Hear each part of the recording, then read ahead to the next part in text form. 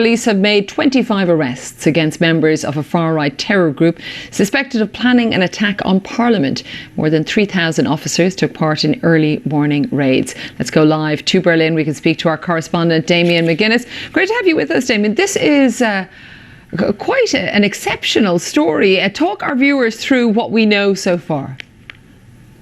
Yeah, well, this is the largest anti-terror raid Germany has ever known, Nuala. So what we're talking about are 3,000 officers nationwide, dozens of raids, including in army barracks. And that's because this is a far-right group known as Reichsbürger, and literally translated as citizens of the Reich. And what they believe in, they want to undermine the modern German state. They want to overthrow the government, and they want to found a state based on the German Empire, or Reich, from 1871.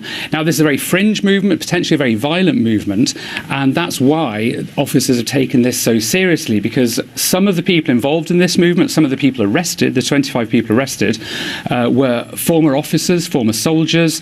One of them was a former member of the National Parliament here in Berlin. She was working as a judge until she was arrested. There was also a minor aristocrat who was thought to be the ringleader of this. This movement has some quite high-profile figures, some of whom are armed, some of whom have access to weapons, and that's why it's being taken incredibly seriously. Although it also has to be said, Nuala, that there aren't any indications that this plan would have been successful.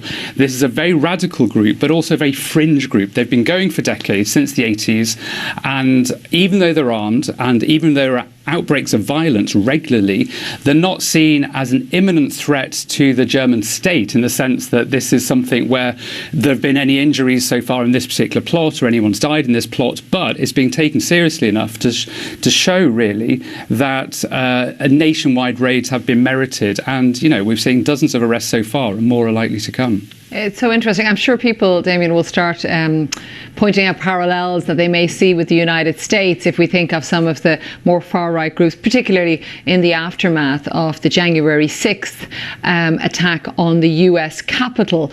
I mean, is online a big part of this group? Are they very well known? What their, membership or motives are? Yeah, it is interesting. There are links to the US conspiracy movement QAnon.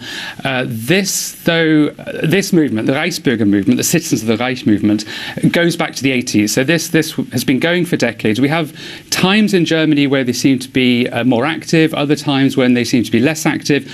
What we've seen over the last few years, and particularly during the pandemic, is that all sorts of different groups, very disparate groups, including anti-vaxxers, COVID deniers, far-right extremists, all coalescing around this Reichsbürger movement, in a way really to say that the German state is not legitimate. And I think there are links to the US, this idea of a deep state. What the people of this movement talk about, they say that Germany isn't a real country. Modern Germany is in fact a company, a firm they call it, that's run by the US or by the Allies. And they say that the real Germany is the one that was before the First World War, and that's what they want to get back to. They don't recognize the German state. These people refuse to pay taxes. Regularly you have shootouts with police in houses in some parts of Germany. So this is something that does ebb and flow. But I think the fact that there's been so much going on in the US connected to certain conspiracy theories, and particularly linked to the pandemic, and a small but radical movement within Germany of people who say that the vaccine is the problem and not COVID itself. And even though these groups are very small and very fringe, some of them are quite radical. And what we're seeing, according to police today, and certainly according to what we've seen over the last few years, is that some of these people are prepared to use violence to do what they think is the right thing, which they believe they want to overthrow the German state. They just don't believe in the legitimacy of modern Germany. That's why they're seen as such a danger. Damien, thank you so much for giving us